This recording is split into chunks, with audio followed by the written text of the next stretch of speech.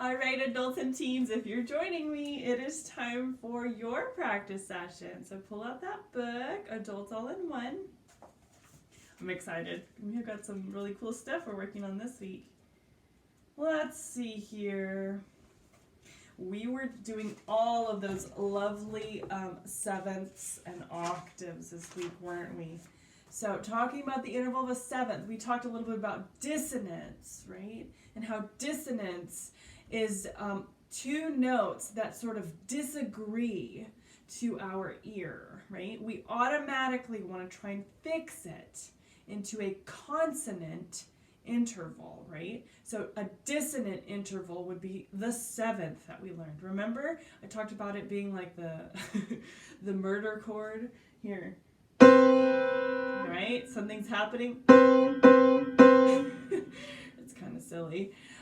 But in order to fix that, we have to resolve it to a consonant interval, like the octave, right?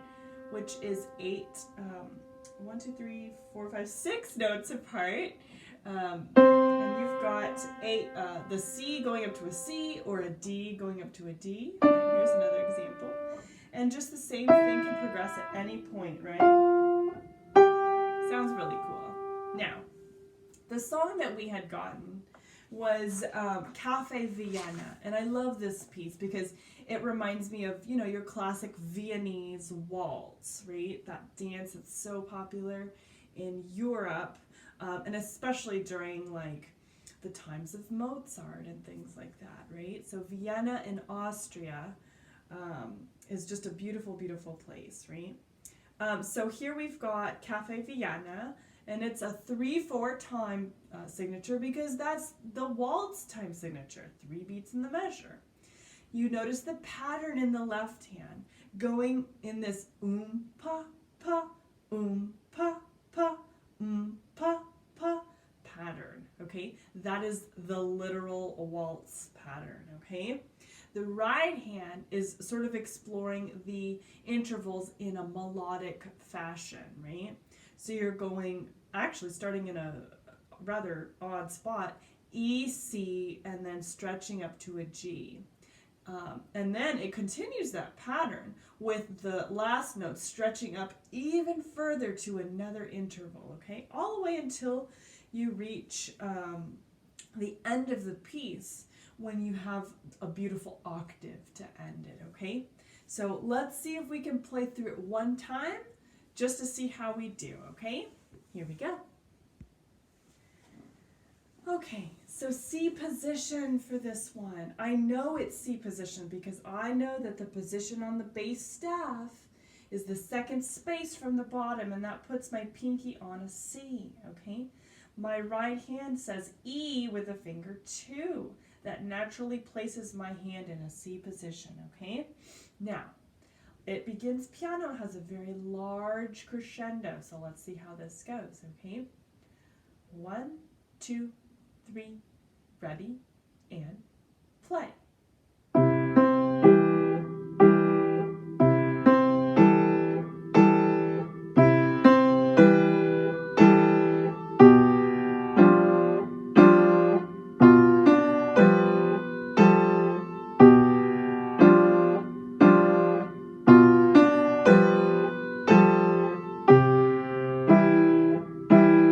Switch your finger 2 to E. Getting louder.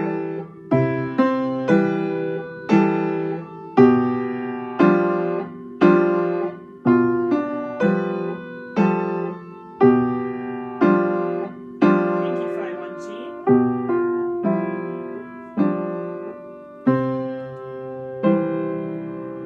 Fermata with a pedal at the end. Beautiful. Now, we really have our work cut out for us in the right hand, right?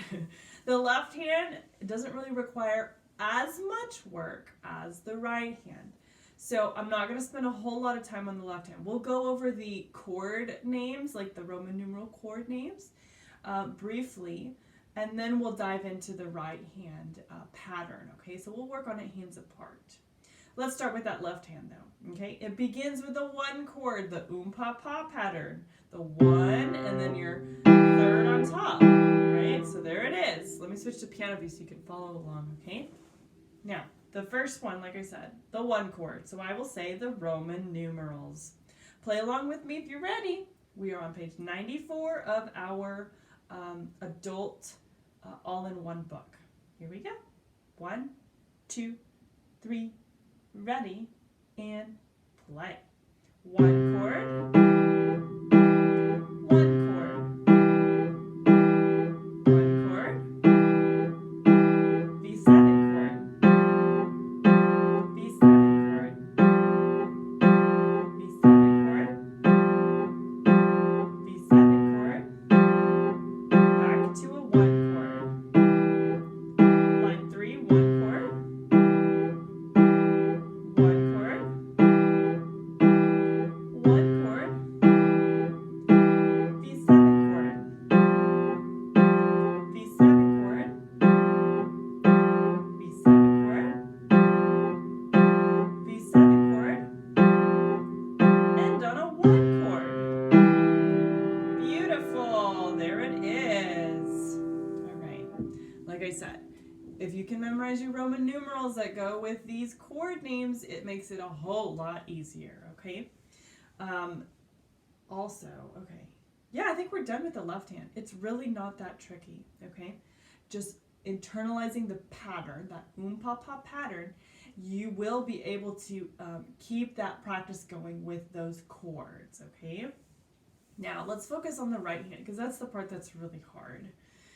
It starts like in an irregular melodic interval, starting with a third, then to a fifth, and then it does a third to a sixth, and then a third to a seventh. Okay, that's not something that we would typically see in our music, but this is the perfect week to begin that, because it's sort of linking those melodic intervals we are comfortable with the ones that are new, right? Those sevenths. So let's go over our right hand. Let's do lines 1 and 2 only, okay? We're gonna say our right hand note names, okay? Right hand by itself. I'll switch to piano view and let's get started. Okay, so I'm beginning with that right hand finger 2 on E. My thumb is on my right, my middle C, and my finger 4 is on my G, okay? I'm going to count off and we're going to say note names, okay?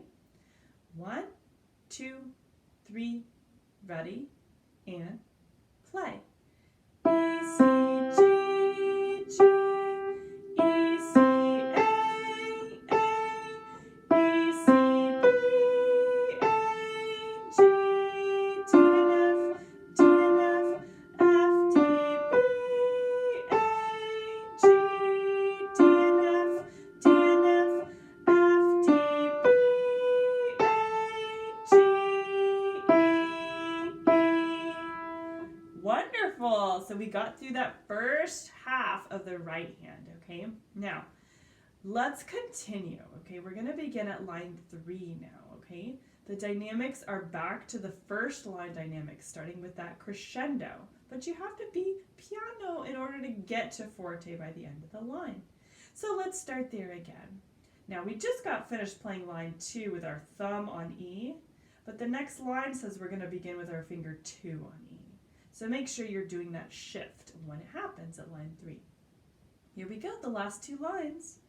1, 2, 3, ready, and play.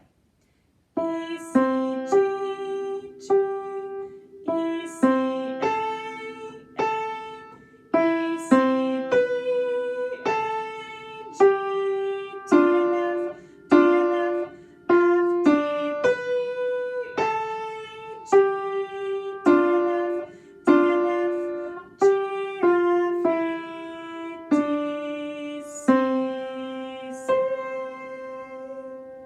Very good. And you notice I add the pedal at the end there, right? I love that we have a fermata at the end. It's so nice. It makes it like you can just let it linger, right?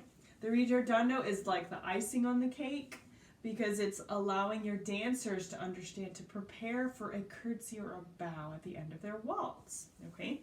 So, really nice, really coming together very, very well for Cafe Vienna, okay? Now, we haven't talked about the tempo. What does it say at the top for the tempo? I see moderate waltz tempo, okay? Now, the tempo that I've currently been doing for our count-ins are not quite moderate waltz tempo. I would actually consider that slow waltz tempo, okay? So for practicing this week, we're gonna need to bump the tempo up, okay? I'm not saying it's gonna have to go crazy fast or anything, but it is gonna have to feel like it's moving, right? This is a dance. People are dancing to this, right? If it's too slow, they'll lose their footing and they may fall. And that's not anything anybody wants during a dance. Okay, especially one like the Viennese waltz. So let's see if we can try this again. I'm going to play the whole piece at a moderate waltz tempo. It'll be quicker than what you're used to. Okay, so use this part of our lesson, our practice video, as your goal tempo to get to, okay? Here we go. I'll switch to piano view. Nice. Okay. Moderate waltz tempo in C position, okay? I will not be saying note names. I will not be saying anything in reference. This is purely for tempo purposes, okay? This is your goal tempo. Let's see how it goes. 1, 2, 3, ready, and play.